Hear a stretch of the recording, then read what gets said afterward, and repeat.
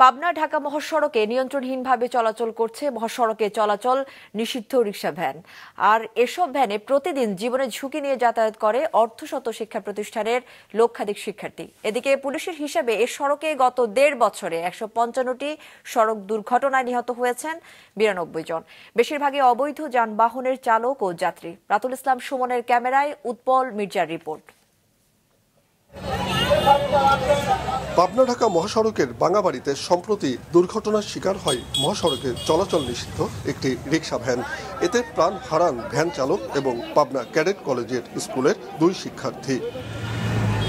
প্রতিদিন স্কুলে শত শত শিক্ষার্থী অবৈধ রিকশা ভ্যানে চড়ে জীবনের ঝুঁকি নিয়ে মহাসড়কের উপর দিয়েই যাতায়াত করেন। বড় গাড়ি ঢোকে না, যার কারণে হচ্ছে আমার ছোট গাড়ি যানবাহনে বাচ্চাগুলো আনা লাগে। অসাবধানতা মনে করেন ডাইনামায় তাকায় না, ঘুরায় দিয়ে সেরে মনে করেন চলে যাচ্ছে। দুর্ঘটনা থেকে রক্ষায় সচেতনতা বাড়াতে গেল বৃহস্পতিবার highway police Pabna cadet collegiate স্কুলের অভিভাবক, শিক্ষক, শিক্ষার্থী ও ভ্যান চালকদের সাথে একটি মতবিনিময় সভা করেন। এই প্রোগ্রামগুলো যদি আমি মনে করি যে বাংলাদেশের সমস্ত শিক্ষা প্রতিষ্ঠানে করা হয়, তাহলে হয়তো এই ধরনের দুর্ঘটনা অনেকটাই লাঘব করা সম্ভব হবে। হাইওয়েতে চলা যে যাবে না, সেটা যখন তার ভিতরে যখন আমরা যখন তাদের রিস্ক এটা যখন তাদেরকে যখন বোঝাতে পারবো, তখন তারা অটোমেটিক হাইওয়েকে এড়িয়ে চলার চেষ্টা করে। আইন অনুযায়ী চলাচল নিষিদ্ধ হলেও বাস টার্মিনাল এলাকায় ঢাকা পাবনা মহাসড়কে দাপিয়ে বেড়াচ্ছে 3 চাকার রিকশা, রিকশা ভ্যান, অটোরিকশা ও শ্যালো ইঞ্জিন চালিত বিভিন্ন হালকা যানবাহন। আর এসব যানবাহন চলাচলে মহাসড়কের পাশে নেই কোনো সার্ভিস লেনও।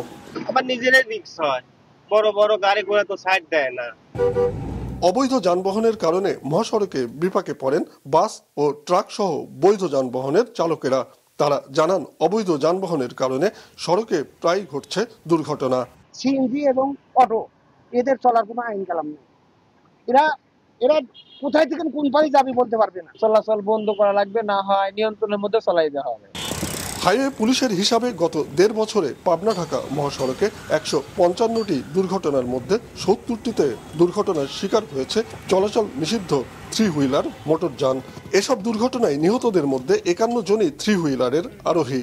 এ পরিস্থিতি থেকে বাঁচতে বিকল্প যানবাহন এবং আলাদা লেন করা জরুরি বলে মনে করেন বিশ্লেষকরা। উৎপল মির্জা, মাছরাঙা সংবাদ, পাবনা।